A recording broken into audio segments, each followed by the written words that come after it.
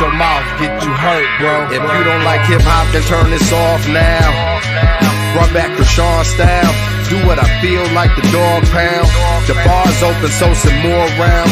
The bank open like the Rothschilds. I'm Beethoven with raw sound. All in together now. Catch, bet, and foul. Better thou. You won't see the second round. The weapons out. Life is a violent sport, dig it? That's why I raise my gun. I ain't no child support, nigga. Protect the fam of Kruger, hand slick. Take care of mine. 3 stacks told you about Caroline. Oh, stupid ass bitch. Yo. We are back on another Sunday evening, not morning. You know, we back to 5 o'clock. Prime time, not. Prime time. Prime time players. Man. Prime time. We are the Hot Tag Radio Wrestling Podcast. I am your host, Cliff, along with my two other hosts, Oop and Big Catch P. What's going on, fellas? How was your day and how was y'all weekend so far? Straight, man.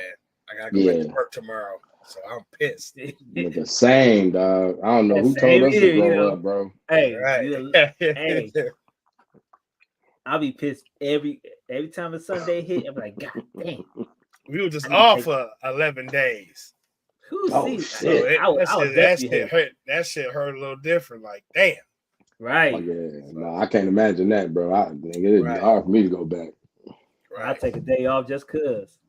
Right, dog, man. I had to go in yesterday, bro. Unexpectedly had to go work a 12-hour boy. Like, I was pissed, dog. See, I was mad as fuck.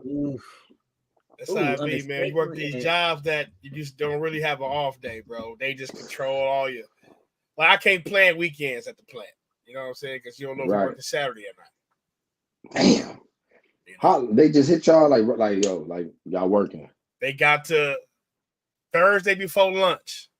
So before lunchtime hit Thursday, they can call it Saturday. And then before lunch every day, they can call 9 hours. So you could be chilling. You go to lunch, they can be like 9 hours. You can work an extra hour. Yeah. Oh my gosh. Yeah.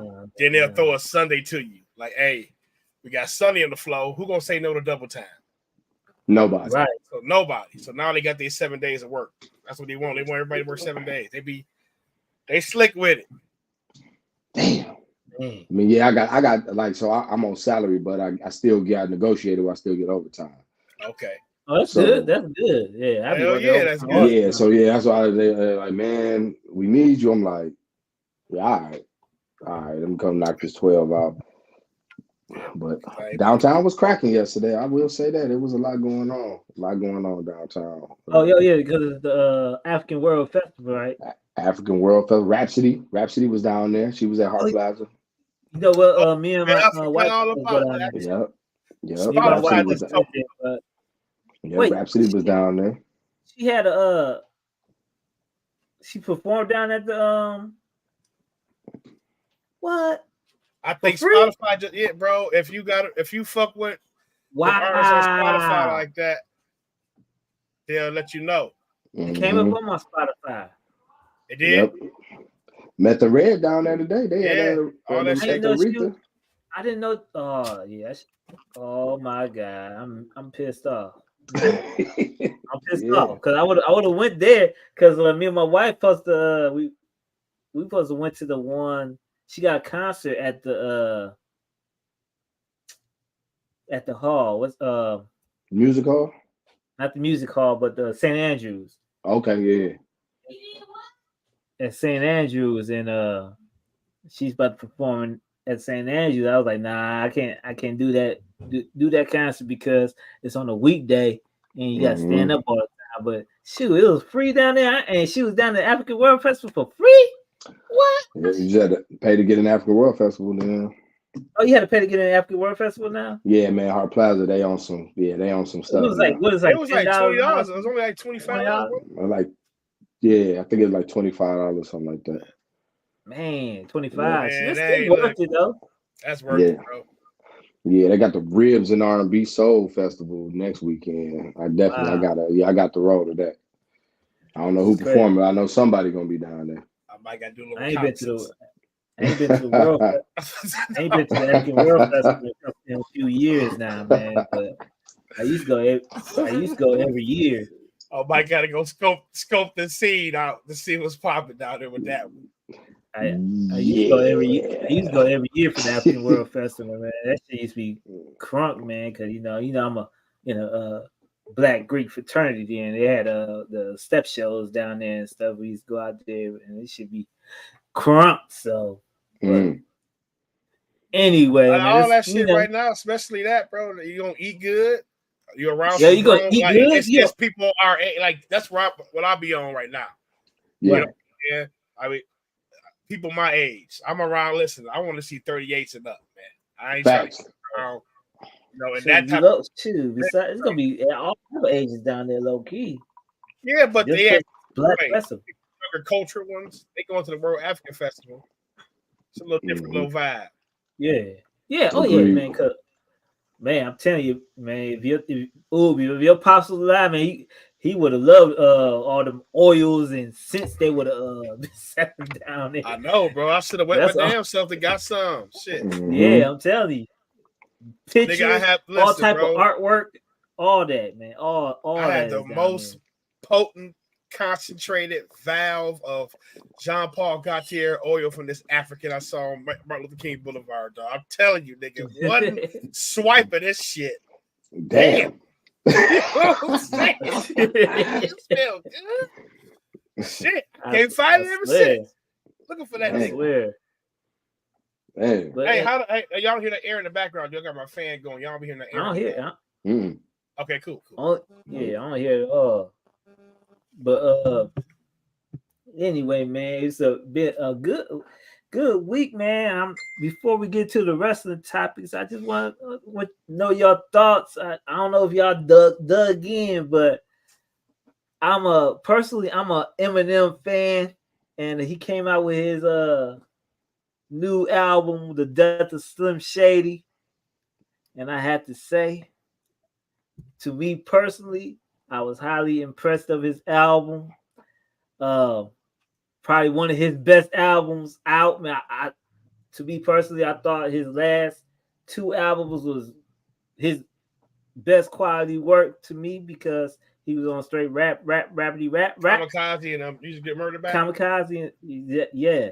But this one brought back Slim Shady, man. The concept album, I thought it's no skips. This is a no skippable album right here.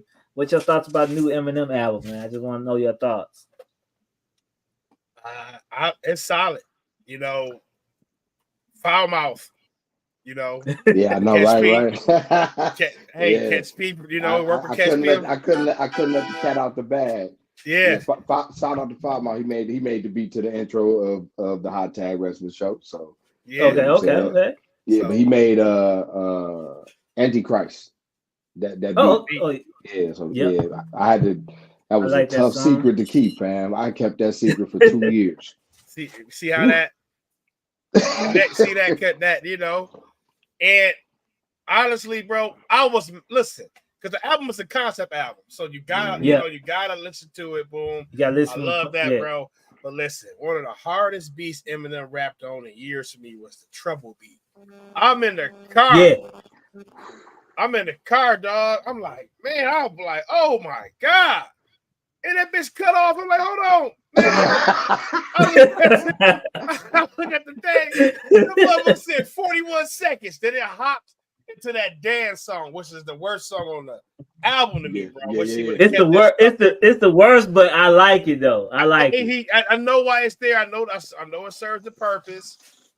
But bro, Trouble to me, Eminem was going. He was. And it just snatched it away. Like, dog, you ain't got another version when you just rap it over the whole shit. Man, you know what killed me is when he I can't remember the name of the song off the top of my head. But where it switched to the Juvie beat and he started rapping with the high flow. Is it Evil or I can't remember the name of the song. The song that begins with an R. Hold on. I know I was just listening to it. Damn, what's the name of the song, man? I damn near smacked my car up, bro, because I was laughing so hard because it shocked me. And that's the thing with M. It's like, bro, that's what we like. You know what I'm saying? Right. Like we enjoy when you playing around. Is it road rage? Road rage. Road rage. Yeah, Yeah. So, road rage, yeah. I love that enjoy song. that. Evil and Road Rage is probably my favorite songs on there with Fuel with Jed. Fuel. Fuel with Jed. Oh my God. Come so on, many man. songs on there, though. Fuel with Renaissance Jed. when he came out. Renaissance. Starting off, he started strong. He got strong features. He don't sound like outdated Marshall on this album. You know what I'm saying? Right. He don't sound like he's trying to. He actually sound like he said, "Fuck it, man. I'll just rap." You know, so I get solid. I like it, man. But I love the fact that Foul Mouth got that placement on there, man. Like I love that shit, man. So that was a tough secret. And what's crazy, I'm glad he had said it on Facebook because I wasn't gonna say shit. You know, I was just like, "Yo, bro, congratulations." And he like, "Man, you was there. You remember when I started?" I'm like, "I mean, since you done told the story, right? Yeah, we was down there. We was working, and when he told me, and I'm like, bro, what?" Hot Tag Radio got Eminem ties, man. You know, hey man, Catch P, the legend Catch P, and Foul Mouth got bangers. You know what I'm saying? Like it's bangers more coming. We'll talk off camera. It's more. Right. It's more, fam. It's more. Okay, shit. It's more. Yeah. I'm proud of Foul, man. That's crazy. I'm proud of him too, because like, man, way to come back. Because people was questioning like, "Oh man, he might be cooked. He might be outdated." Like people was hating on him, man. They never outdated, man. People just don't like you gotta rap. To rap. People don't like to listen to rap and lyrics and stuff like that no more, man. Like people you gotta rap. People don't listen to the beat.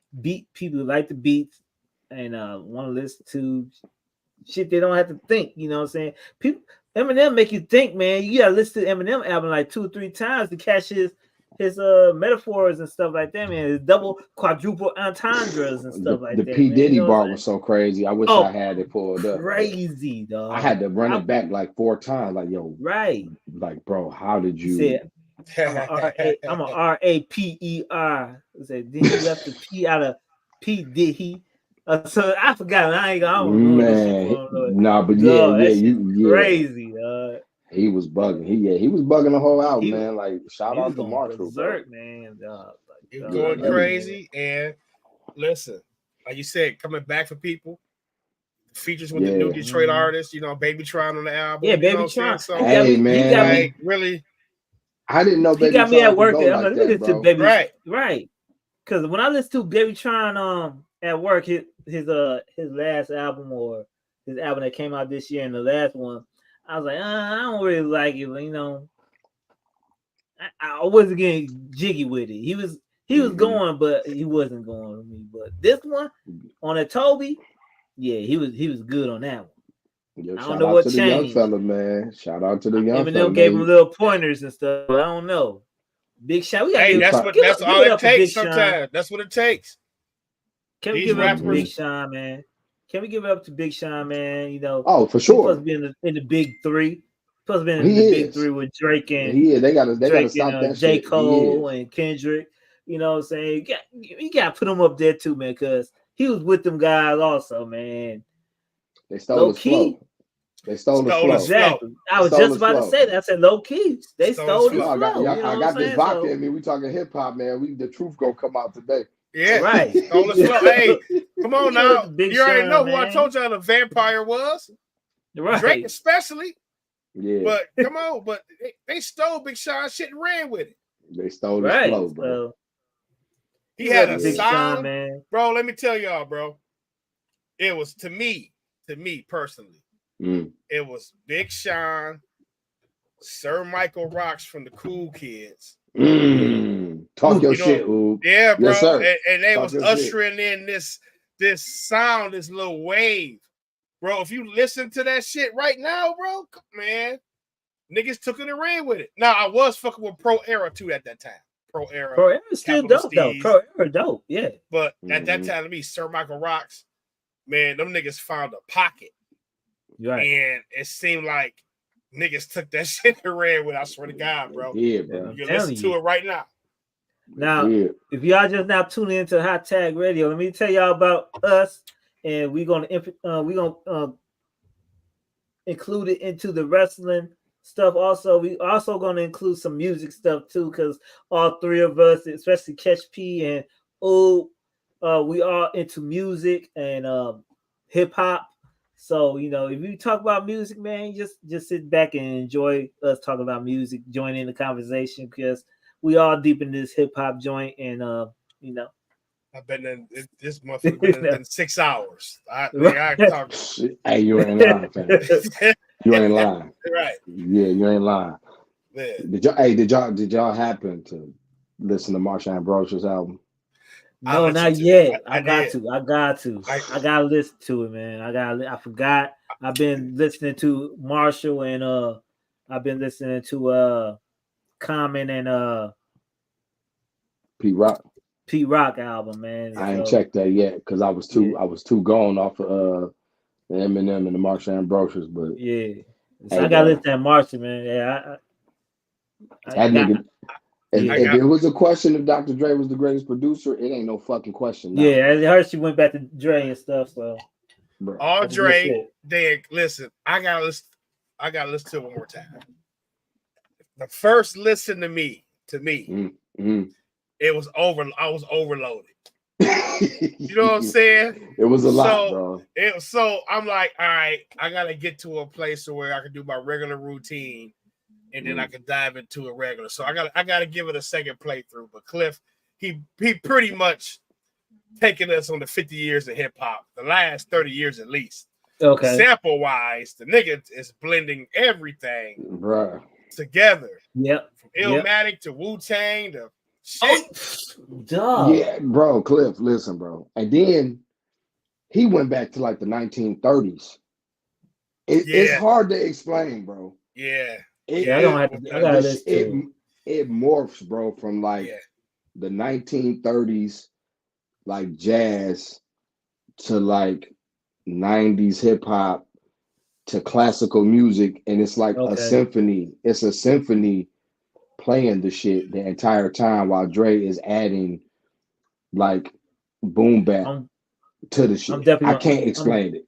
I'm definitely gonna get into it when I'm at the job, man, because all I do is sit in the computer. So I'm definitely gonna get into it tomorrow once I'm at the job and stuff. But let's move on, man. Let's move on to these topics that we have here going on, man. We got people in here right now, man. In the comment section, man. While we going through these topics, write in your top 5 pro wrestling announcers, man. Let's see y'all list. Let us see y'all list, man. I'm fucking up the game today. I'm telling you, bro. Let's go on. Let's go on to the first topic, man.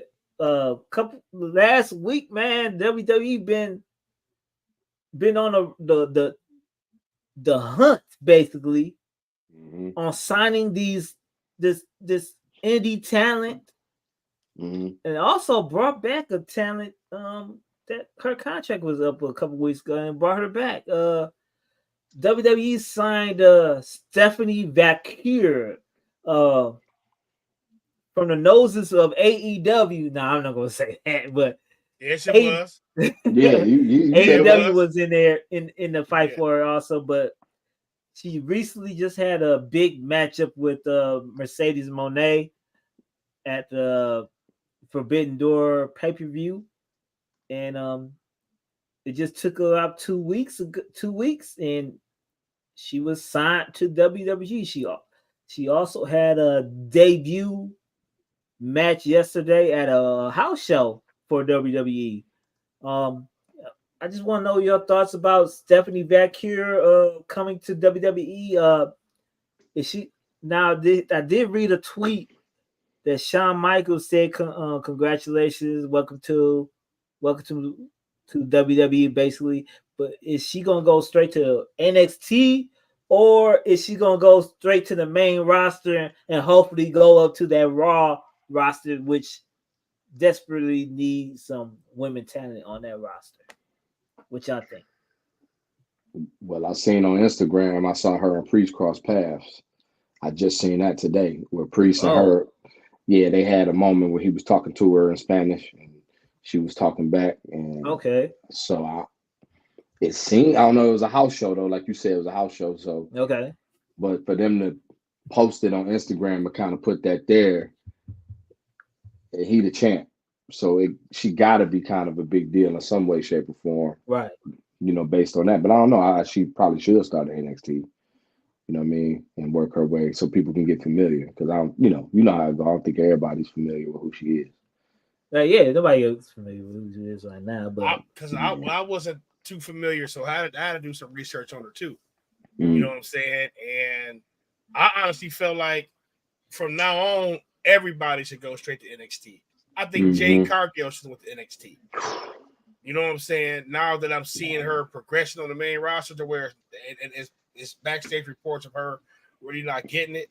Maybe her going to NXT for a couple months, 6 months, dominating there, being the champion, will get her ready for that main roster run. So it's definitely people coming in. It's still a transition from coming to the Indies to WWE. Yeah. You know what I'm saying? It's a different match style. It's a different camera style. You know what I'm saying? So it's a different promo style. You learn all that at NXT. I think she should do a little stint in NXT and get us familiar with her. Right. Agreed. They go into the CW in September?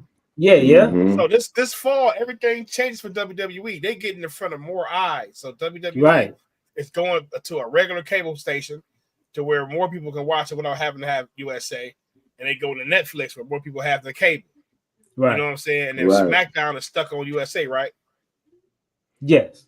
Yeah. What day is SmackDown on now? Did it move from Friday?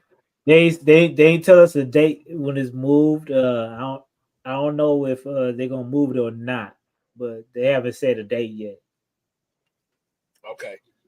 It's either gonna be like a Thursday or Friday though. Right. Either gonna keep it on Friday or move it to Thursday, where it's an open spot where nobody's on but TNA. And I don't think they're gonna. I don't know. They ain't gonna trap. I don't know. I don't think they're gonna step. Probably trying to buy TNA on the low. Yeah, exactly. Yeah, go to NXT. But this signing, I didn't know about her, but apparently a lot of people wanted her. CMLL, AEW.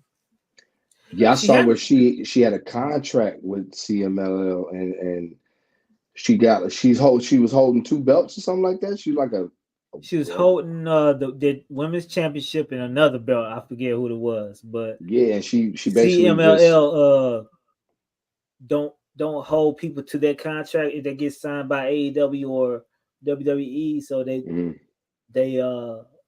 released her from their contract when they found out she signed for WWE.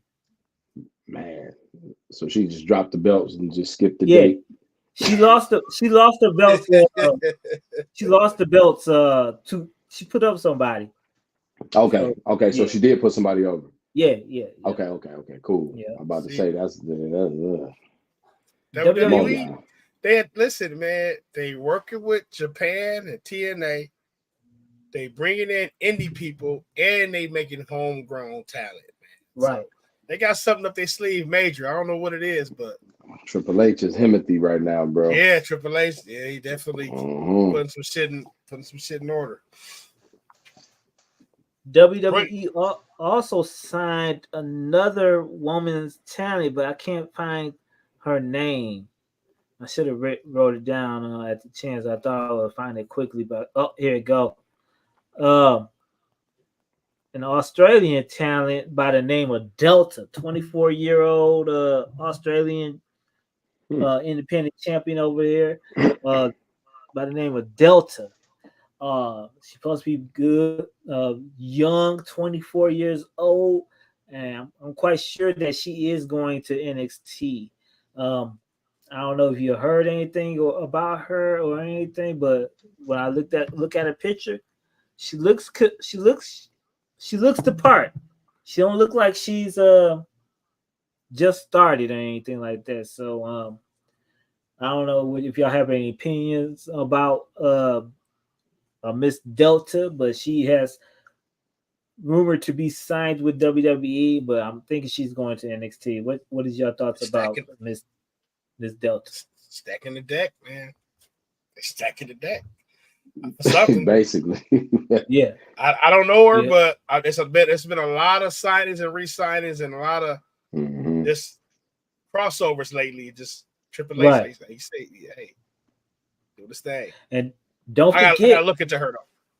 Don't forget, WWE also signed Julia from the Stardom. She in another promotion, I forget that she's supposed to been debut, but she got injured during a show she was doing a couple months ago. So she'll be up front also. So that's another talent WWE got. So man, they stacking up the women talent. They got a Japan tour coming. I just looked at Delta. She looks scary as shit, bro. Yeah, that's the thing. Does she look like she could be paired with Rhea Ripley? Yeah. I don't think she's strong. I think Rhea Ripley about to get a new faction.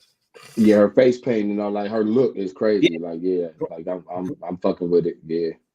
Brian, you're right, man. The women's division is getting serious, man, and I think WWE looking at why not build upon the women's division, because right now NXT is looking good as far as their women's division, and SmackDown, man, to me SmackDown has one of the top women's division right now, and Raw is coming up, but they just not showcased a lot on Raw.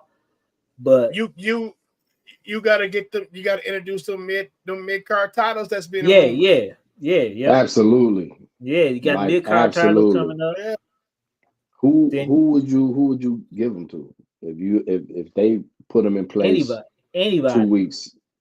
Anybody. Who would you do like a U.S. women's champ and a Intercontinental women's champ? Who would you? On Raw, Intercontinental, I will give it to Shayna Baszler. Oh, I'll give it to well Shayna deserved. Baszler. Yeah, I'll give it to Shayna Baszler because she has the ability to dominate. It's just that when you only have one title, if you make her look too good, now they want her in the world title picture, right? And it's so story gatekeeped. You know what I'm saying?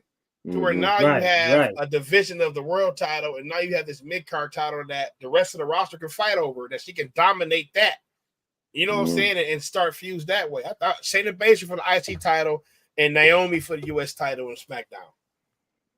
I think two vets will get the titles over, and then you pass them down to the younger talent. Yeah, you're right. Two vets. Yeah, I would probably start off with the US title with a Tiffany Stratton, maybe over in SmackDown, and then put her in the world title picture. Yeah, but it's still, they got something. You can do both, Tiffany Stratton or Jade Cargill. I'll put them at the U.S. title division. Then over there with the Intercontinental Women's Championship, I probably will start off with Lila Valkyria. Somebody for NXT, give it to her. They pushing her ass. Nobody even they see the story.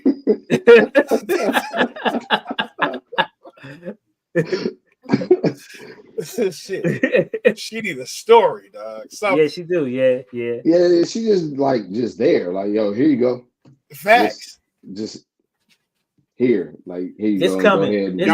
Y'all supposed to like her. She's good. But she is, but it's like she is, but why though? Like why? It's coming. Maybe that mid card title will give her the story she needs. Yeah. So you're probably right, Cliff. You know what I'm saying? That promo on Friday, I was like, I'm gonna get the last laugh. Like, yeah, okay, yeah. And then what? Hey, bro, it is like, dog, in NXT right now, you got about 3 girls that just don't even belong with NXT no more to me. You know what I'm saying? And then that's when you bring up her. Yeah, I don't know. I think Lyra Valkyria should have stayed down a little bit more longer, and then you pulled up, Lola Vice shit. Pull Lola up that motherfucker. Yeah, Lola. Yeah. Lola. Let's go on. let's go on to the next signee. WWE re-signed Natalia Neidhart She saw the to a AEW. multi-year She's like, contract. I'm straight.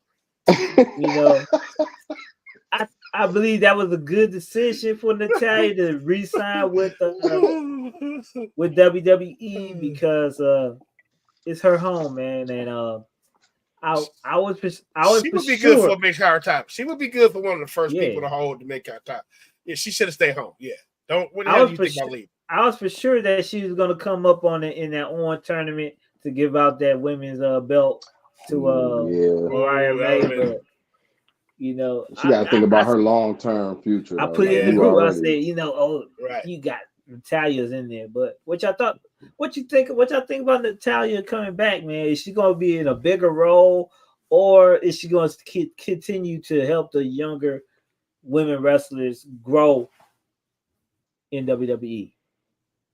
Help the younger women's wrestlers. Mm-hmm. Like that's. I mean, she needs to do that. Like that needs to be her thing in WWE. It'll keep her working for years. You know what I mean? Like she just do that. You know what I'm saying? Put them over. Like get them together like you've been doing and keep a job. For life. And then you know, be the next Sarah Del Rey. That great women's producer. Like just you can still have your runs as, you know, winning some stuff. And like I said, mid-card title would be good for you. You would be a perfect vet to win a tournament and get that title over and then lose it to somebody else. You know what I'm saying? But you helping these young women coming up, especially with the volume of, like, it's an astronomical amount of talent in the women's division that's coming in right now. Right. So they like it's shit. It's like, goddamn, what we gonna do with it? She can help produce matches and help train them and get them over it. You know, like I said, job for life. AEW, what you gonna do? You gonna have the big pop? You gonna have that match, and then it's gonna fizzle. She's gonna be on ROH quick. Right. You know what I'm saying? First chance Ember Moon gets, she's coming back. Yeah, because first of all, bro, why she injured right now? I know. If she wasn't, why the I ain't gonna go in like that, but why she ain't on the main roster, bro? Come on now. Exactly. Come on now. Who you protected up there? Yeah. We know who it was, but come on, man. Right. Come on. You can't protect the good doctor forever, man. She's great with great with the promo. Right. You gotta speak to them big dogs. Yeah. You know, but that's good. That's a good signing, man. Stay home. And they see what's going on over there. Right. 2 years ago, she probably would have made the jump with the right amount of money. But now you got to think about, man, listen, WWE, these motherfuckers ain't doing nothing but expanding. And plus, I don't think nobody would have leave right now with the Netflix deal and all these TV Swiss deals. Yeah. You know what I'm saying? Like, Netflix is changing the game, bro. So it's like, I ain't going. I'm gonna chill for a minute. I believe WWE believes that most of these women that they are signing are changing the game right now. And speaking about women changing the game, let's flip over to AEW, man. And the two women that are changing the game in AEW, Mariah May and Toni Storm, possibly had the best ending to an AEW Dynamite ever. I thoroughly enjoyed AEW Dynamite from top to bottom for the first time in weeks. Last week was good too. Last week was good, but I thought this week's episode of Dynamite that top cake with that ending, man. And we knew Mariah May was going to turn on Toni Storm, but we didn't know it was going to turn on like that. You know, right? So that was brutal. What y'all thoughts about Mariah May turning on Toni Storm and setting up the championship match between Toni Storm and Mariah May? And what's the third leg of that trio? What she's gonna do about it? I forgot her name. That's why I said third leg. But what y'all think about Mariah May and her heel turn? I applaud the story. Like y'all had something brewing up, and then y'all executed it. Great story.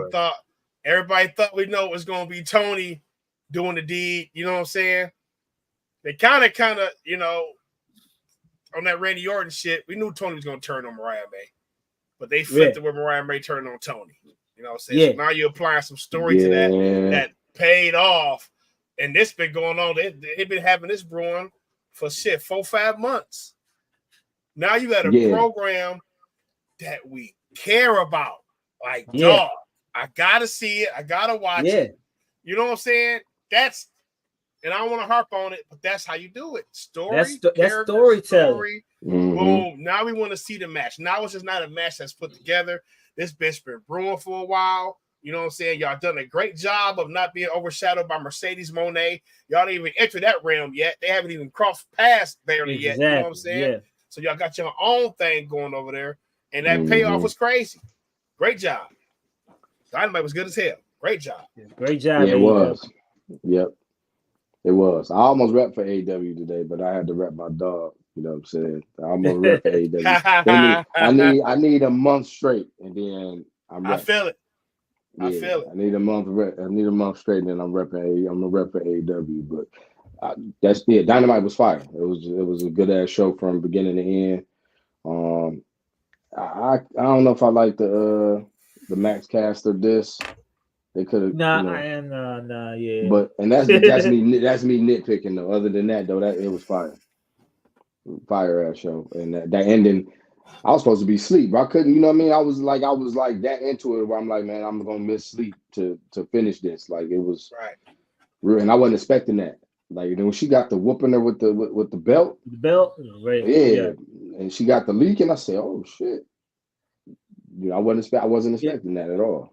If Daniel Bryan then wasn't getting busted open in his match, that blood in the women's the ending of that women's match with Tony Storm, it would have made it even better because they do blood too much, but it's still women's blood. That's Tony Khan's problem, bro. Like, we get it, fam. Y'all bleed over there, okay? We get it, right? We get it, bro. But god damn, y'all say fuck. Yeah, I get it. Yeah, we get it, but damn.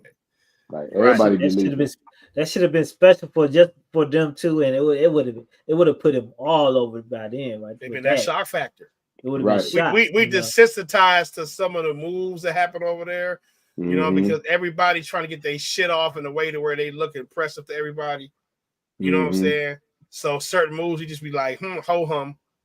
A Canadian Destroyer over there is a body slam now. It's just a body slam. Right. That's fact. It's just regular. Okay. Right. It just, it ain't even special, bro. So that blood, you're right, Cliff. Blood. Yeah, but still, it's women's blood. We hardly ever see that, right? Ever. So, to Cliff's point, that's why it would have been crazy if Daniel Bryan, Bryan Danielson, if he wouldn't have been leaking. And that would have just happened at the end. It would have that was a cliffhanger right there. No pun intended. That'd have been crazy. Right. Yeah. But like I said at the beginning of the podcast, y'all put in your top 5 wrestling announcers in the comments, man. We trying to see who y'all got, your top 5 wrestling announcers, man. We got top 10 for each of us, but I want to see y'all top 5, man. See what y'all got, man, because I got something that nobody has on the list. I know for sure. You know what I'm saying? So let's go on. Let's go on to the next topic, man. Last week, Monday Night Raw, the main event, Liv Morgan and Dominic Mysterio.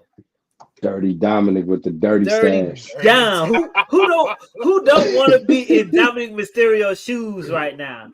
But anyway. In storyline and in young wrestler, bro. Like at this point in his career as a young wrestler, bro, everybody just jealous of Dom, bro. Go ahead. Yeah. Go ahead. But like, dog. You have the return of Rhea Ripley, the long-awaited return of Rhea Ripley coming back to get her man back from Liv Morgan. So, what is y'all thought? Let's start off with Catch P. What is your thoughts about Rhea Ripley returning, and what is the future of Rhea Ripley? Is she going to regain the title back? Are we going to see Rhea Ripley versus Dom Mysterio at SummerSlam? Maybe. Man. What's your thoughts about that? I was happy that she came back. I feel like at this point, she's gonna be the top face on Raw.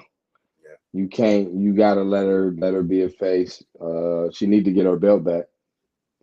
You know what I'm saying? She need to get her belt back, but not at SummerSlam. I feel like Dom need to turn. I don't know how it can't just be him and Liv. He needs some reinforcements. So maybe the Judgment Day go with Liv, you know what I'm saying? Or at least Finn, JD, because she helped them get titles. Right. Liv got a title. Dom, he won't get no title, but he get the girl, you know what I'm saying? Yeah. And Rhea and Damian kind of be asked out a little bit of SummerSlam, you know what I'm saying? That we need to make them some sympathetic figures a little bit. Yep. And maybe Survivor Series or something, she get it back, or Royal Rumble, something like that. But let Liv run with it. Let her keep going on a revenge tour, because she's been holding it down for real. Like that storyline has been intriguing. But it's like I really don't know. Like I don't know if low key her and Finn got. You know what I'm saying? Like the storyline kind of open. Like Finn was the one that took the keys to the room. Remember that? He hid the key, dropped it in his jacket. Maybe, you know what I mean? I don't know. It's a couple ways they could take that. But Rhea can't get the belt back though. Not yet. Like no. You look catch. Yeah. When Dom turned on Rhea, bro, you thought listen, the heat. Bro. The heat. Boy, about to be a volcano, bro. Like you didn't think we could get more heat on Dom than you possibly could right now. When he finally turned on Rhea to have Liv beat her at SummerSlam, dog, which has to happen. Liv got to run with this damn belt for a minute, dog. Yeah. And like if you turn Rhea into somebody that's chasing her ass, you just make Rhea the biggest woman babyface in the company. And like you said about Priest, he losing somehow, getting jerked by Finn, or and him becoming, because the Raw needs another babyface. So Priest, who's been honorable up to this point, you know what I'm saying, and him and Rhea locked in, they could go their own separate ways. But Damian and Rhea could be two of the top faces on Raw. You know what I'm saying? The Judgment Day can get Liv Morgan. And you can bring up somebody else to join them. You know what I'm saying? Somebody can replace Damian Priest. Now that name to remains to be seen. But you got some NXT candidates. You got some other, main roster candidates that can join. You know what I'm saying? Bronson Reed. I would love to see get down with somebody to, make him. So we'll see, man. But Rhea, you seen that when she came back, man. Rhea is. Rhea up there now. She through the roof, bro. It's crazy, bro. And then y'all really built this shit up so masterfully without her even being on TV. Like she ain't been a lick on TV. This is the first time we've seen her in 3 or 4 months. And she's in the second hottest storyline in WWE. You know what I'm saying? Rhea really took Rhea and rebuilt her over these last 4 years and made her a megastar, dog, for real. I think it might be the first hottest storyline so far. I don't think that Bloodline story took over the Dom and Liv story yet. Not yet. I feel you, Cliff, but it's like the Roman might come back at SummerSlam. You know what I'm saying? So it's like, and The Rock might show up. Yeah. It's like all these variables, bro. And that's why it's like they 1A, 1B. 1A, 1B. Right. SmackDown and Raw. So I give you that. Well, let's go on to the next. Oh, you got something else to say, Catch? Oh, let's go on to the next. The next. Oh, real quick. Go ahead. I would have Rhea win the Royal Rumble.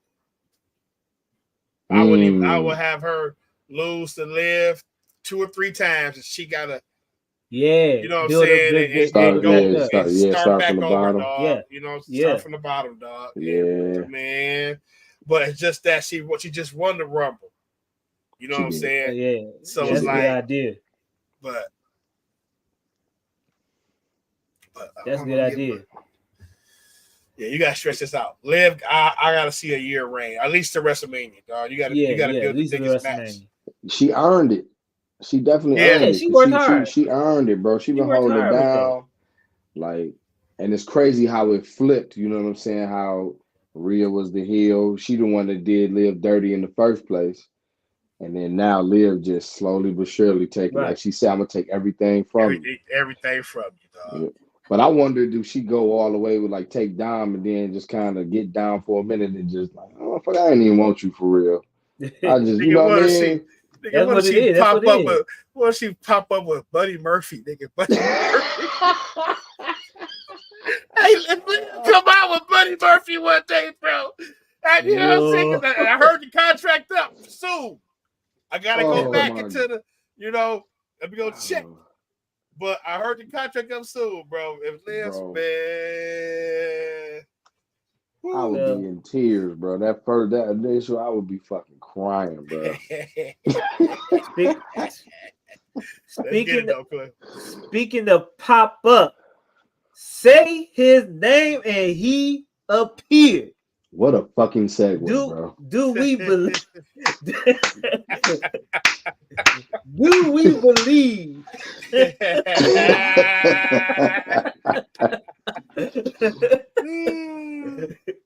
Do we believe in Joe Hendry? Fuck yeah, I do. Yeah, the Joe Hendry impact, man. Last week Joe Hendry was in the main event with Trick Williams on NXT, but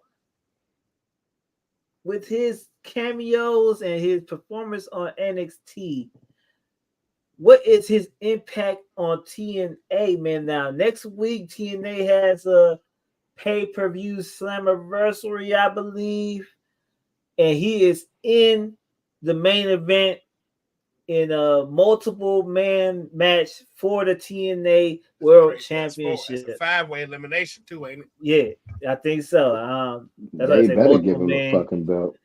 But if TNA smart, is TNA smart enough to give him the title? They better. What they like? They see. I hope they see what we see. Right.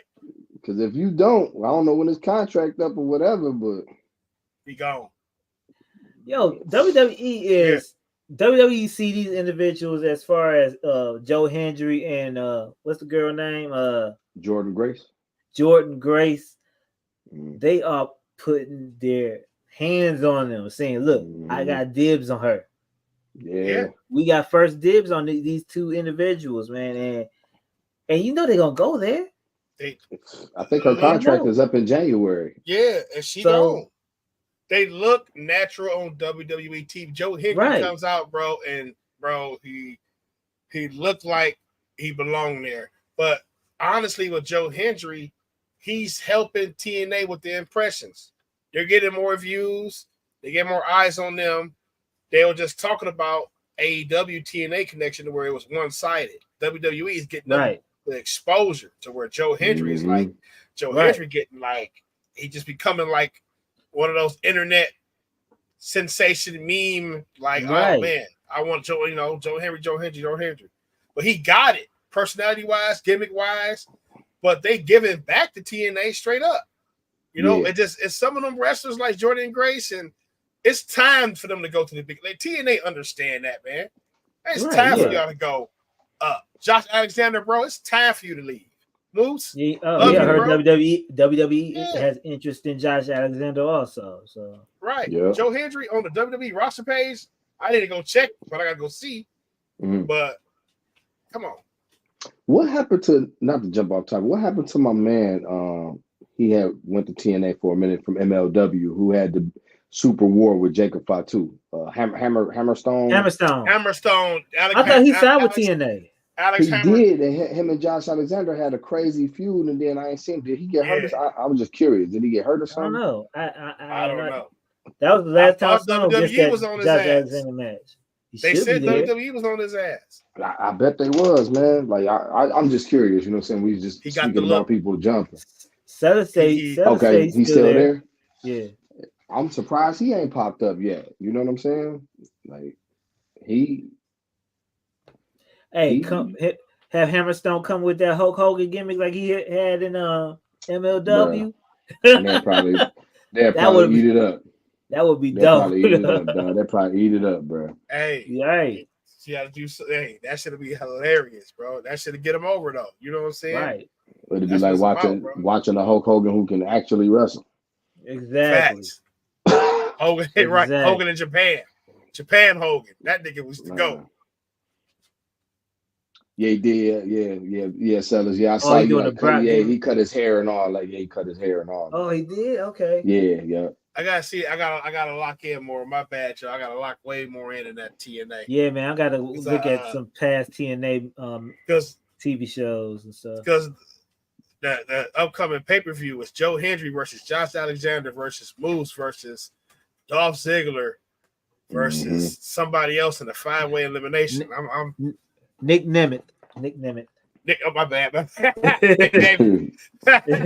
Nemeth. In a 5-way elimination. Yeah, I might have to dive in next week and see that. Might have to watch. Yeah, for sure. Watch wrestling. Uno. They letting AJ Francis he popping up everywhere too. He with TNA, but he just popped up at MLW. He popped up on what's the promotion out of New York, West Side Gun. Just House of Glory. House of Glory popped up over there. Like, yeah, I'm fucking with it, man. Seller said something. Moose need to pop up in the NXT or the main roster, man. I gotta see Moose somewhere. Moose gotta definitely get down there in NXT for a while. Learn that WWE. We need to see him versus Oba, man. We need that for the culture. Right. Yeah. That'd be we need that. Yeah, we need that for the culture. Well, for sure. Like, look, it's rumored that the Motor City Machine Guns signed. I forgot to mention those at the top of the broadcast. Yeah, but do y'all think they too OG, or y'all think it's just the right time? Like get them over there and like get them right on the main roster and get to the smoke. It's the right time. The right time. I think because get them right to the main roster. Yeah. They veterans and they don't really need NXT like that. No, they don't. One of them, Alex Shelley, was already in NXT for a second with the Time Splitters or something. I forget. But anyway, they need to be on the main roster and help the tag team division. You need to give them a little run just off the strength. Yeah, I think so. On the SmackDown side of things, though, because I think you want to pair them with DIY. They could be like a killer bee. They could be a killer bees, you know what I'm saying, or British Bulldog. You took it back, man. Yeah, took it back. So some of these cats in the chat might not even know about the killer bees, man. I think we can sellers know. Brian know. Sellers know. Kurt know. They know. Yeah, signing them though showed me that they really trying to. They have been focusing on that tag team division though. If you're looking at it, you know what I'm saying, especially on SmackDown. So I think you still got the OC in NXT, man. They could come back on SmackDown and do whatever they need to do. Yeah, but it's solid work. Burying them, bro. No, I don't think they're burying them. They just don't have nothing to do. Yeah, bro. But Carl Anderson. He heading to full-time producer status. Oh, for real? Yeah. I don't think they're burying the OC like that. I think they just don't have no plans for him as of yet. They still got to develop other tag teams around them. You know what I'm saying? So why not send them down to NXT and help the younger wrestlers, the younger tag team, get over down there, and do them like they were doing, like they doing Mi Shin. Mi Shin probably having her best year right now, and she been losing all the time. So she's definitely been losing, but she put on some good matches. She been looking good matches, right? So yeah, she put on good matches though. But now that sympathy kicks in. You know what I'm saying, for her, right? You know what I'm saying, but for the Good Brothers though, they that top of they listen, bro. They see all the talent they cultivate right now. You know what I'm saying? They probably don't have enough people behind the scenes, producer wise, you know what I'm saying, to help. This guy might get this time, or I'm feeling left out. They need more people back there, man. I feel they in that expansion stage, man. Them niggas like, fuck, they get paid the same amount of money. I can wrestle once a week. Right. You know what I'm saying? They still get the main roster money, right? Right. I'm getting the bread, bro. Yeah. It's like, I'm at that point in my life right now. I ain't give a fuck, bro. I ain't that work hard nigga at work no more. I'm not. I used to be that hustle bustle, man. Listen, bro. Put me on the easiest shit with the less frequency. You know what I'm saying? And yeah, I think that's where they at in their career, bro. But they definitely down there helping people a little bit. That NXT tag team division thin as hell though. Jesus. Yeah, it is. Yeah. That's why the OC down there. That's why they down there. So, hopefully they'll get that division back up and running. And let's move on to the next topic, shall we? WWE, a few days ago, a surprise signing of a announcer, ESPN Joe Tessitore, signs with ESPN, signs with WWE to be a full-time announcer, possibly on SmackDown, taking over Corey Graves' position, and Corey Graves is moving over one side of the aisle, and it's going to be moved to a 3-man booth. So what y'all thoughts about SmackDown going to a 3-man booth and having Joe Tessitore, NFL analyst, joining the SmackDown crew? I don't know how I feel about it, fam. I ain't gonna lie. Like I'm fucking with Wade Barrett and Corey Graves. Oh yeah, me too. Like the only thing I could think of is if Wade Barrett, because I remember I seen the article and I meant to send it to y'all. I remember seeing an article where Wade Barrett is entertaining, jumping back in the ring as long as it's the right story. Story, yeah. Yeah, like I saw where he was, so unless you know what I mean, it's something like that. Like I could, like, I mean, don't get me wrong, like getting Joe on there is a super dope signing, but I'm curious as to how it's gonna work with 3 people. You know what I mean? Well, like how it's going. Joe Tessitore was on the WrestleMania pre-show, and he is rumored to be a huge wrestling fan and knows basically everything about the program already. It's gonna be a little growing pains getting into the booth because it's different sports. But I'm quite sure he could fill in. You ain't got Vince in your ear no good. more.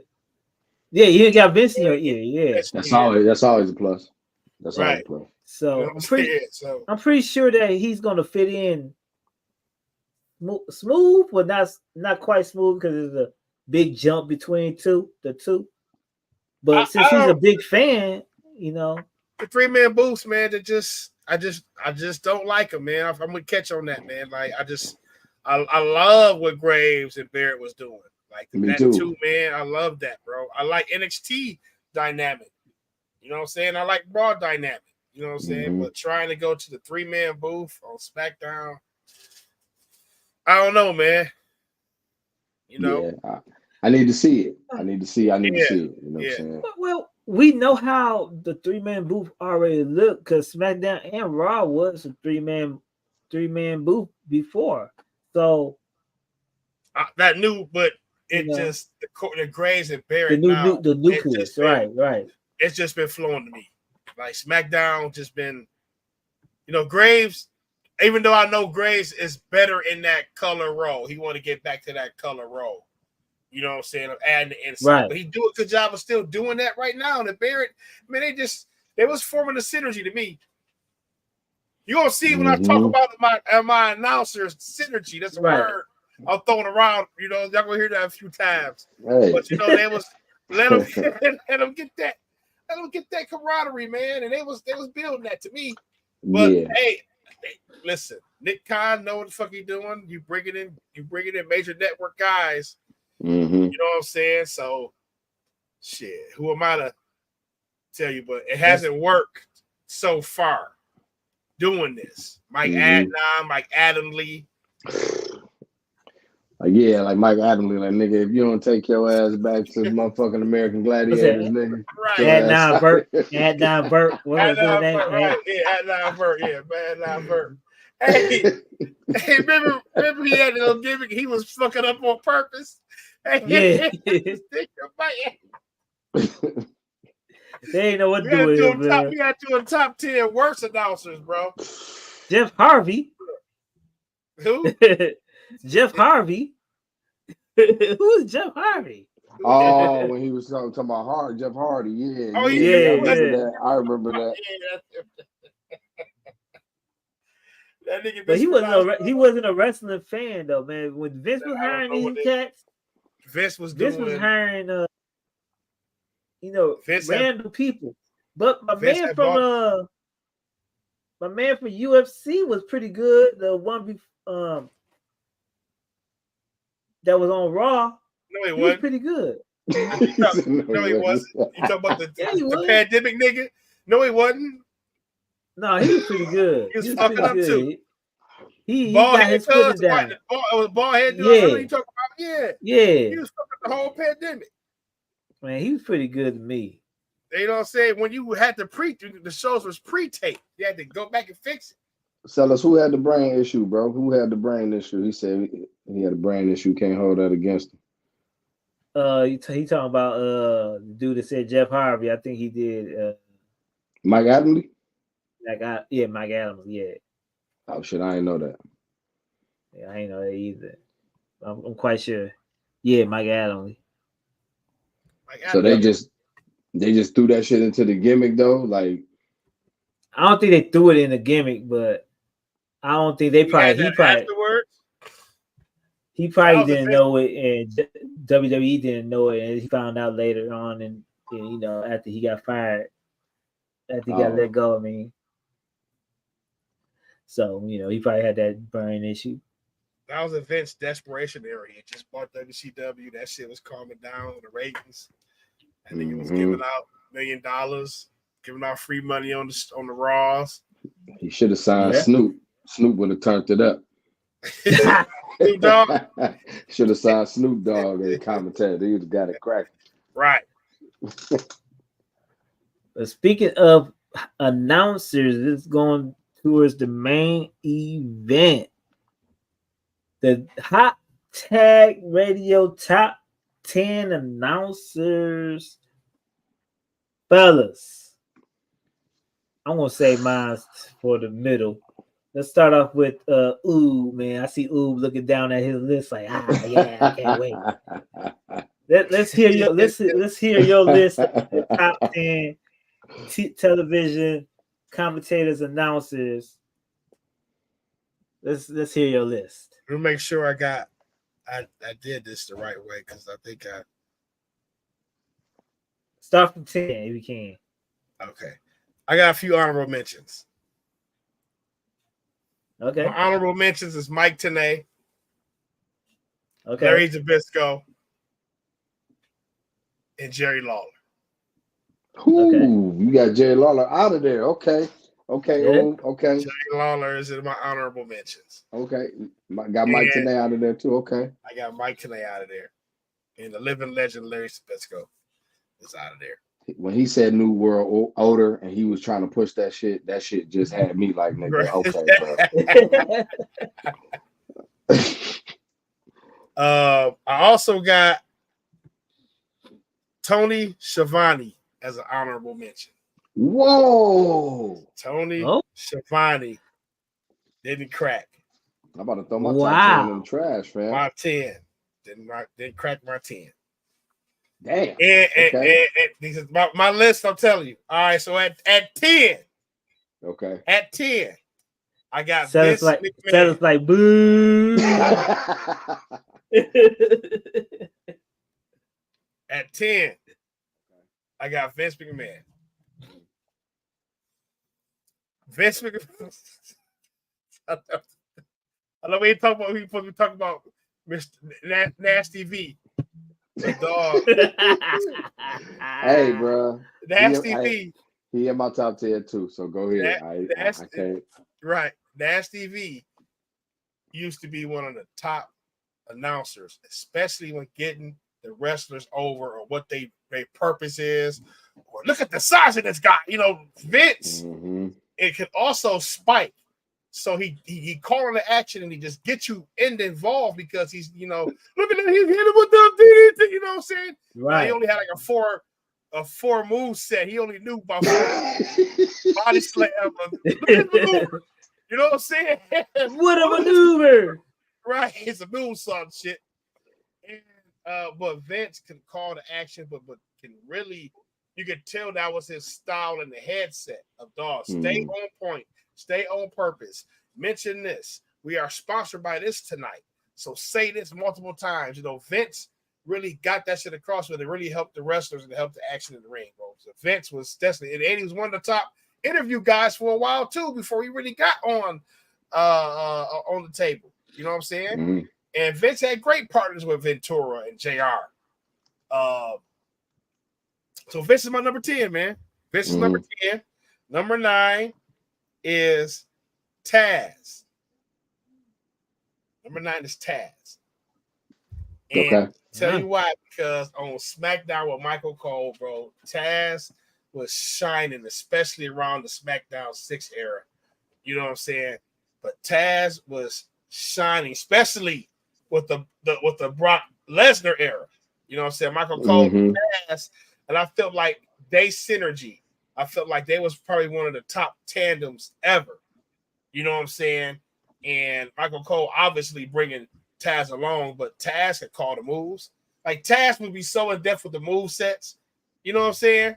Like, sometimes he be too in depth in the moves. I don't even know every move. Yeah, but when he explained to you why it's hurting him or why he doing that for, or what a part of the body part is hurt, let's hit his obliques. Yeah. Later in the match, that's going, and that's man, come on now. Like, you gonna add that realism to it. Number 8, Paul Heyman. And Paul Heyman would be higher on the list if he did it longer and did it more.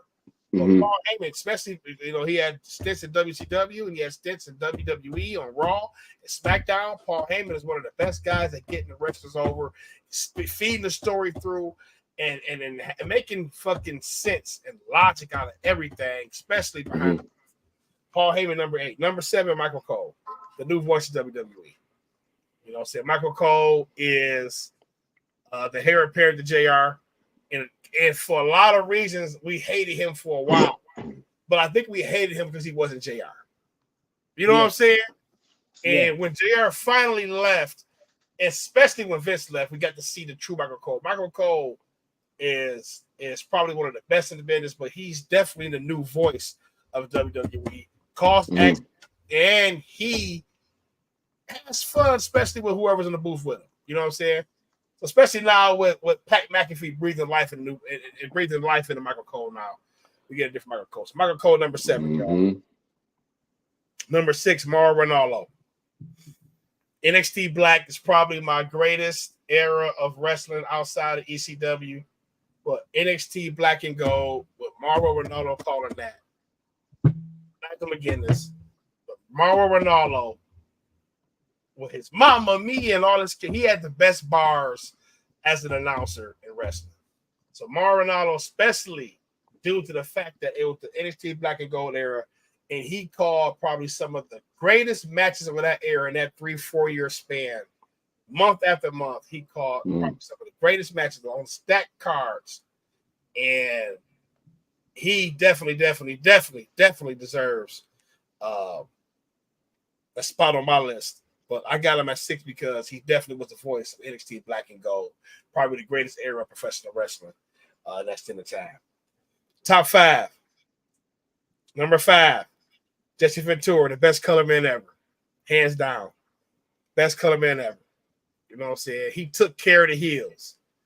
Even though Jerry Lawler and all these he definitely took care of the heels. He took care of the heels.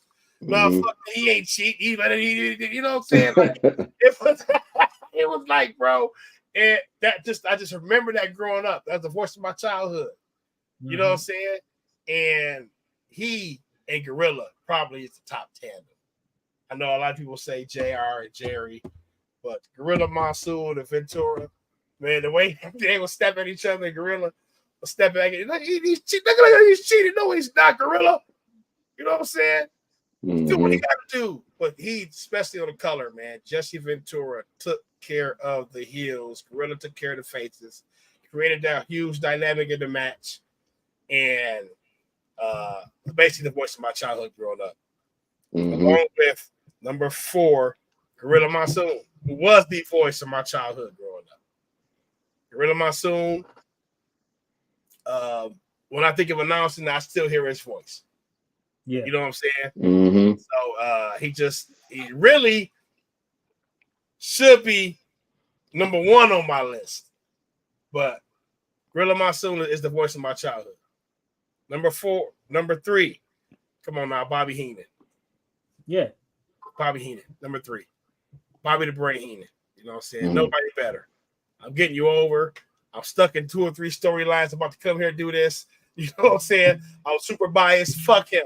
You know what I'm saying? Blah, blah, blah. I'm roasting you. I'm roasting him. I'm roasting the, you know what I'm saying? It just overall entertaining and made the WWE commentary what it is to me, especially. I think he created that archetype. You know what I'm saying? Of that color commentary being that snappy, snazzy heel. I think he created that archetype, bro. People have been trying to follow that ever since. Number 2 is JR. Number 2 is JR. JR probably caused some of the biggest matches of our time. You know what I'm saying? The sale match. You know, when I went back and just listened to some of the calls, JR emotion, calling the match, just you son of a bitch. Triple H, you son of a bitch. You know what I'm saying? He made you hate the wrestlers too. He had the emotion, dog. He brought you into it. That's what great announcers do. So, the number 1 on my list is Joey Styles. Because nobody can bring you into a match like Joey Styles did, especially in ECW, especially doing all the commentary. He had bars, he had emotions, he had ring acumen he had more ring acumen than Taz. So he's calling out the names of the moves. He's telling you moves from Japan, Lucha Libre style moves, submission maneuvers from Japan. He did it by himself for years. He was a one-man team. He didn't have no color guy. So he was a play-by-play and color, shock value, going out and announcing segments. Joey Styles did all that shit by himself, bro. He was the voice of ECW, did it by himself, and then when he got his help, another honorable mention was Joel Gertner when he had color commentary with Joel Gertner. He had color commentary with Cyrus the Virus, color commentary for a while with, I believe, Don Callis. Yeah, Don Callis, Cyrus the Virus. Yeah. Yeah. So, like, Joey Styles had to carry that shit all by himself. That's fact. Did a masterful job, bro. And he carried the voice of, he was the voice of that ECW era, probably my favorite era of wrestling ever. Well, let me go into my list, man. That was a great list, man. Great list. You know, mine's kind of unorthodox. You know what I'm saying? Okay. But I want to give a shout out to. We talk up real quick. I want to give a shout out of my honorable mentions of Eric Bischoff. Woo! I ain't even out. Forgot about the name. Sean Mooney. Sean Mooney. Kevin Kelly. I want to give my honorable mentions. I got more honorable mentions, but whoever's not on my list is my honorable mentions because they are great announcers, and I just don't want to leave them out. But I want to start off my number 10. My number 10 is Mauro Ronaldo, and the reason why he's my number 10 because he didn't have the longevity as everybody, but he came with that emotion. He got me hyped into the match, especially if this is a main event match on NXT. He was the best announcer on NXT. I wish he would come back. I wish he would come back to NXT or even on SmackDown or something. Come back to and finish what you started, man. And well, Mauro Ronaldo, a great announcer, man, and hope he comes back soon. Number 9, I have Bobby the Brain Heenan. I know it's kind of low on the list, but I rate color commentators a little lower than main commentators because color commentators is what they do. They bring out the color in matches and stuff. But Bobby the Brain Heenan, comedy. That's all I could think of when I'm thinking of Bobby Brain Heenan, comedy. He loving the heels, bigging up the heels, and hating on Hulk Hogan. And that was my childhood. Right. That was my childhood. So hating on Hulk Hogan. That's all we saw. Bobby Brain, he hated Hulk Hogan, and he was doing triple duty sometimes, wrestling, commentating, and being a manager. So get his ass whooped. And definitely getting his ass whooped. Oh, he getting his ass whooped, right? Definitely get his ass whooped. Number 8, man, another part of my childhood in WCW, the professor Mike Tenay. He brought that the confidence in being an announcer, telling the story. He's not over the top with it. He just he's Mike Tenay. He's the professor. He teaches us. So Mike Tenay, he got to be on my list. Shout out to Gordon Solie. I had Gordon Solie in my top, but he was too old, man. He was too old.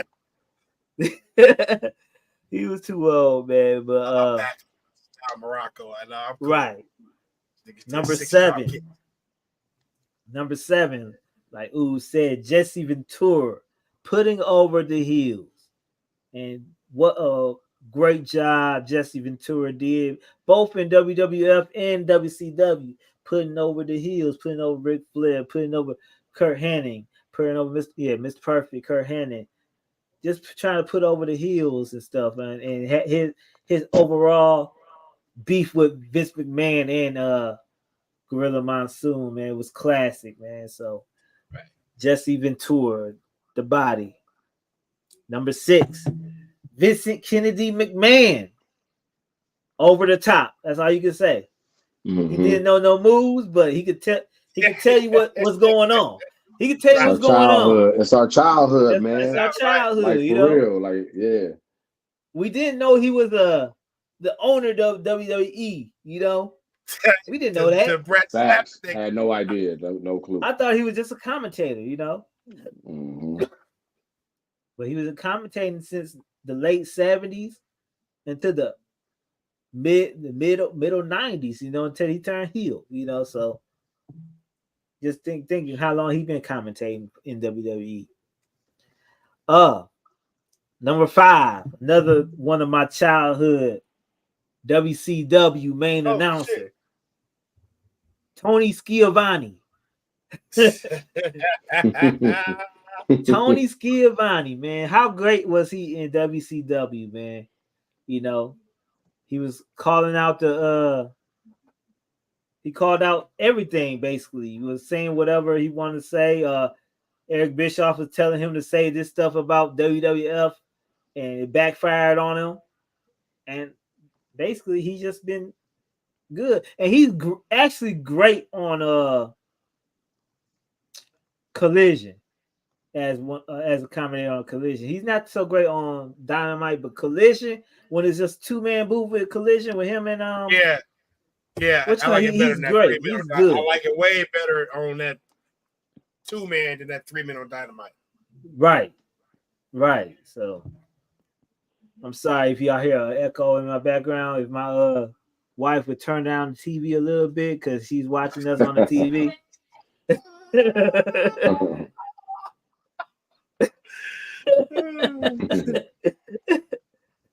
Number 4, Jerry the King Lawler.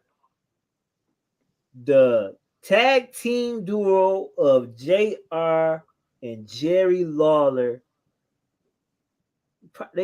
Jerry Lawler could have been my number 2 if I wanted to, but my next person is going to shock everybody in the world because it is what it is.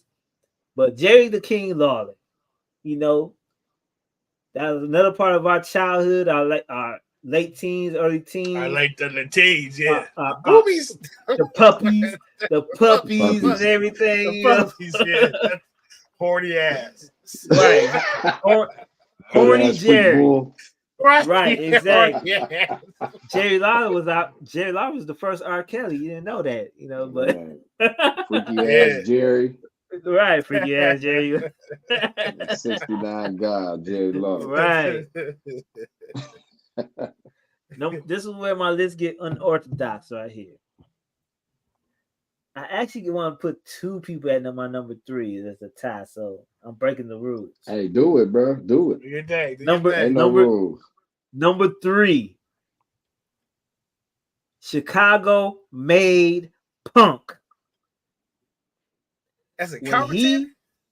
I'm not mad. When I'm he picking was up hurt, what you're putting down, fam. I'm not mad. When he was hurt back in the day, and when he was on commentary for the 3-4 weeks, nobody couldn't touch him. He said all the time, nobody can touch me on that commentary table. And if he could move it to the commentary table as a color commentary, I believe that nobody won't touch him. That's because he's that good on the mic. And when he finally retired, I think he's going to move into that position. One of those positions he's going to move to, and he'd be perfect for that. So, it was Samoa Joe. CM Punk, yeah, Samoa Joe also. That's pretty good. At 3 though. At 3. 4 weeks. Oh, wait till my next 3. Okay. Another color commentary. Patrick McAfee. Damn. I'm not mad. I ain't mad Patrick. Either. I'm not mad. Patrick bro. I didn't consider him. Go ahead. The man fits in perfectly. He started off at NXT to practice and to do his thing, but being a lifelong fan and him knowing the wrestling sport, the game, and how everything works, he's a natural. And how he fits in, where he was fitting in on SmackDown, now he's fitting in on Raw with Michael Cole. The synergy, that's like our new Jerry Lawler and Jim Ross. They just work perfect together, and you can see they are comfortable together. So Patrick McAfee tied for my number 3 spot. Number 2, Jim Ross. It's Jim Ross.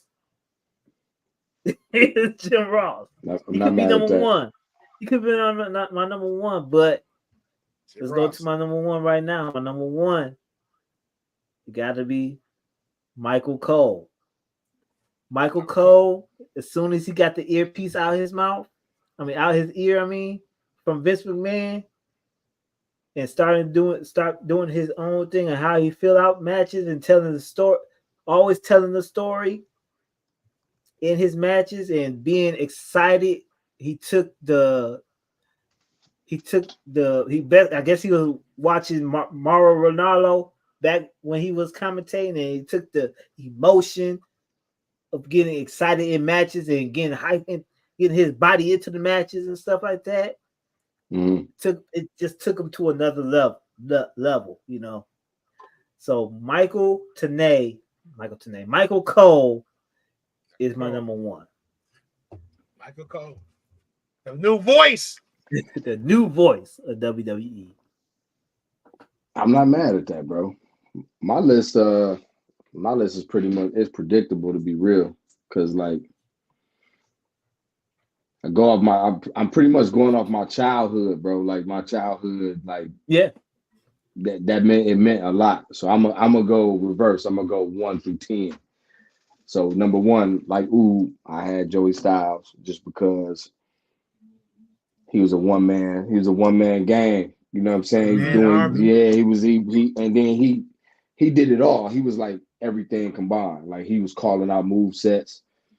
That's big for me because that's what's gonna go into my number two. Like calling out move sets is what made me really look at wrestling from a technical aspect and not just like on some entertainment, on some entertainment shit.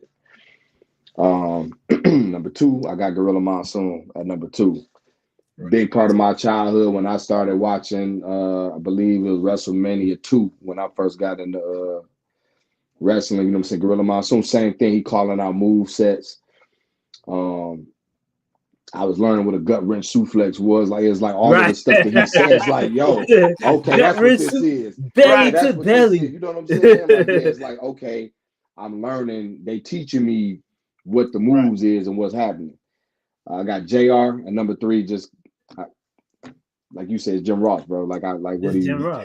It's Jim Ross, bro. It's Jim Ross. I got Tony Schiavone at 4. Big Tony at 4. I feel bad for leaving him off the top 10. I got just longevity. Like my granddad from Savannah, Georgia. So like I actually started watching NWA first. I got on WWE after that. So it's like watching back then, you know what I'm saying, just watching the announcers, and then me being a fan of both, but Tony Schiavone saying that just longevity, been around for a long time. I think he still does good work on AEW, personally. He does. When it's not, like you said, when it's him and one more person, when it's three of them, it kind of it'd be a clusterfuck a little bit. But I got Schiavone at 4. I got Cole at 5. He just entered my 5 with this last run with McAfee. Like he done turned up. He's showing more emotion now. I like with the camera view from the bottom where he be flipping the fuck out. And I'm like, okay, there's animation to him now on top of him being able to call a match. I got Taz at number 6. I got Taz at 6 again. Like I'm into the technical aspect. Like when I'm watching wrestling, and my son is a wrestling fan. So he keep begging me to come in. I'm like, nah, man, you ain't there. You only 8. You don't know nothing yet. But my son, you know what I'm saying, like watching now, it's like, Taz, he still call out movesets and shit. Like he still do it the way that I personally like my commentators to be. When you calling out movesets and you animated at the same time. Right. I need a mixture of both. What we at? Let me see. 1, 2, 3, 4, 5, 6, 7. I got Jesse the Body. Same thing. My childhood, and the fact that he was dope with Vince and he was dope with Gorilla Monsoon. You know what I'm saying? Like, yeah. I got both of them. Then I got Bobby the Brain. Same thing. Like follow him from WWE to WCW. I know he's more of a color guy. But he Bobby the Brain, you know what I'm saying? I just got my respect as making me laugh from my childhood to my teenage years, and then going from being the heel guy to being the face, being the face color commentator when the NWO and them came. Right. See, I got Jerry the King Lawler. Again, I'm saying during them horny teen years, he talking about the puppies. I'm fucking with the puppies too, King. I feel you know what I'm saying. I'm fucking with the puppies. Everybody fuck with the puppies. The puppies. Yeah, I was fucking with the puppies too. And I got a tie. I got Vince McMahon and Mike Tenay. Vince and Mike. Yeah, for multiple reasons. Yeah, Vince because childhood. You know what I'm saying? Like my adult ears is like, nigga, you ain't know what the fuck you was talking about for real. You was just saying the same, had the same 4 catchphrases. You know what I'm saying? But Mike Tenay, like you said, you know what I'm saying? He explains everything. He explaining the moves. He calling the matches the right way. You can learn. Like I like my commentators where I can learn. When I'm watching it, I can learn, or my son can learn. Okay, this is what this move is. This is what this move is. Not just on the color commentary. And my honorable mention, I got JBL, man. My honorable mention. I got JBL in there. Yeah. I got JBL. I got Excalibur. I like Excalibur, actually. I like Excalibur. I like Excalibur. I'm fucking with Vic Joseph too on NXT. Vic Joseph was dope. Yeah, Vic Joseph was good. Vic Joseph, you're right. I'm fucking with Vic Joseph. And then by default, Macho Man, bro. I was fucking with Macho Man. I was young, but when Macho Man when he was doing the color, I was fucking with Macho Man. Yep. So that's my color. Ooh, I forgot about Mr. Perfect. Yeah, I did. I used to be wondering, like, why is they not wrestling no more? Why they just, and then come to find out Vince was just like, y'all too old. I ain't fucking with y'all no more. He said Macho Man was too old. Mr. Perfect had that back injury. Was injured. He had a back injury. Yeah. Okay. But Mr. Perfect's second half of his career, bro, was a low-key gem. Bruh. WCW, bro. Especially watching it back, man. Like, I'm like, bro, why he should have had a belt. Yeah, he was a run too. He was U.S. champion though, wasn't he? U.S. champion. U.S. champion. But Big Show the perfect plex. That was crazy. He should have had a world title run, man. And one in either company, he could have had a world title run. Because he came back to WWE late too. Remember that? When he came back? I do. Still in good shape? Yeah, he was still in good shape, man. I do. Yeah, him on color. Macho Man on color. Who else? Yeah, I think it was somebody else, man. I'm missing. Not Dusty Rhodes, though. That's my boy, Dusty. I love you. I love you. When we do a top 10 worst announcers, man, my man's Dusty on that list. Nigga, so Steve Mongo McMichael got to be on that list. Dog, man. Watching it back, man. I've been going through. I actually been starting back and then just going straight through lately. Man, that dude was fucking awful. God bless the dead though, but boy, he was a train wreck just saying shit. Yeah, just saying shit. They cut it. Man, Larry Zbyszko too. I like Larry Zbyszko, but you know that New World Order. I'm like, damn, you keep saying it. It ain't hitting, bro. It ain't hitting. We ain't fucking with it, man. Larry, he in my honorable. Oh, shout out to the South Bronx. Entertainment guys. Thanks for the shout out. Yeah, shout out to the South Bronx. What's good, brother? What's good? Sport entertainment. Okay. Who y'all top 5 worst? Man, bro. Dog. Dusty. I gotta look at that. Excalibur. Damn, you don't rock the Excalibur, man. I can't miss Excalibur. It gotta be Dusty. It gotta be Brian Saxton. It has to be. I forgot about Saxton. What's John Moxley's wife? Renee Paquette. Remember when she hopped on the commentary on Raw? Try to hop on there, yeah. What's the former Beth Phoenix? What's the TNA announcer? Used to be in WWE. The Josh Matthews. Josh Matthews is decent though. I don't like his voice. Ty Phillips. Ty Phillips good. Yeah, Ty Phillips good. I ain't like Josh Matthews' voice. He sound like a baby. What's the wrestler, dog? What's his name, man? He was a smart dude. He was a commentator for a while, bro. Yeah, he was excellent. Yeah. Matt damn. Matt Striker. Yes. Matt Striker, yeah. Matt Striker, dog. Matt Striker was good. What happened to him? He still wrestle, I think. Wasn't he Me Too? I don't know. Damn. Allegedly, I don't know. I didn't even know he got Me Too, bro. Yeah, I don't know. Yeah, I don't know. I might be wrong on that. Let me chill. But if y'all just Allegedly. tuning in, man, put in your top 5 wrestling commentators, man. We'll check it out in the comment section. But we've been on here for an hour and 30-something minutes, guys. Man, y'all got anything else to say to the good old folks of the Hot Tag Radio Podcast? Might not be a show next week because NCAA college football. Well, I might not be up. Wait, when they come out? Friday. Yeah. What system you on? What system you on? I'm on Xbox. It's cross-platform. It don't matter. PS5, I want to get an Xbox because my son ran my shit, bro. I got PS5, but he didn't. I'm on PS5. We're doing a little dynasty. You can play people cross-play, no matter the system, though, but you can't do the college dynasty together.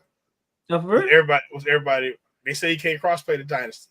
What's the dynasty? Hold on, you have to learn me when we get off air. You know what I'm saying? You have to learn me, dog. Let me know what this dynasty consists of. Dynasty is everybody grabbing a team, bro. You got to build your program up. We all playing the same season together. Oh shit! Yeah, so you like I know my dynasty. Our rule is you can't pick a team over like a 80. You got to stay 80 and below and build your team up.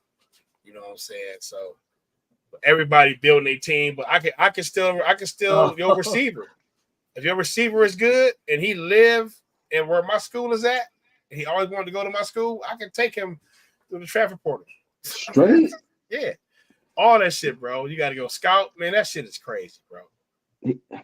He said what, down west? You got to put down west. Down west. Down west is in there, fam. Down west definitely the worst. Definitely rest in peace. Rest in peace, Down West. Rest in peace. No, rest in peace. We just talking about your work. We're not talking about the human. Right. Honorable mention, Lord Albert Hayes, my boy Lord Albert Hayes. Lord Albert Hayes. I was gonna bring him up, bro. I forgot all about him. Yeah. You know, that's probably the first announcer I remember. Man, yeah, I remember Gorilla, Lord Albert Hayes, Ventura, and probably the Brain. Yeah. But Lord college Albert football Hayes. coming out next week, man. We're gonna be on the sticks. Damn, I have to get it, man. I'm gonna have to tell August he's gonna have to slide. You got to slide over, man. Yeah, man. Unless I go buy an Xbox. It's history. It's history, bro. I ain't missing this world. I'm hoping. You already pre-ordered it, didn't you? Hell yeah. I pre-ordered it already too. But you know what? I pre-ordered it, bro. But I'm gonna go buy the physical. I'm gonna buy the physical disc. I don't buy physical disc no more. You know. Yeah, this history, bro. This history. This been 10 years, so I gotta have a physical disc, man. Yeah, I gotta have. I don't. I gotta have it. But guys, man, it's about that time, man. Next week. It's another week of hot wrestling, man. Got TNA coming up next Saturday. Are we gonna go to that show that's on is that Friday? 19th in Livonia? I'm with all things, man. I'm with it. Let me make as long as I don't work. I'm with it. So right now I'm with it. Let us know if you had to work in that because I think it's like $30. The front row was like $30-$40. Yeah. So, I don't want nobody to spit on me, dog. That's my only thing. They play too much of them indie shows. Yeah, man, don't spit on me, bro. I got time for that. There's only 2 rows, or 2 or 3 rows, I think. So, but anyway, we'll see y'all next week, man. Same hot time, same hot channel. Remember, we are at 5:00, not 10:00 no more. So. We'll see y'all next week. And don't forget to like, comment, and subscribe. And we will see y'all next week, man. All right, guys. Peace out. Peace. Are you ready? What does it take to stop this manual crowd? Reign of terror. The underground is the sound you've been missing. You got to pay the price. bro. If you don't like hip hop, then turn this off now. Run back to Sean style. Do what I feel like the dog pound. The bar's open, so some more round. The bank open like the Rothschilds and Beethoven with raw sound. All in together now. Catch, bet, and foul. Better thou. You won't see the second round. The weapons out. Life is a violent sport, dig it? That's why I raise my gun. I ain't no child support, nigga. Protect the fam, a Kruger hand slick. Take care of mine. 3 stacks told you about Caroline. Oh, stupid ass bitch.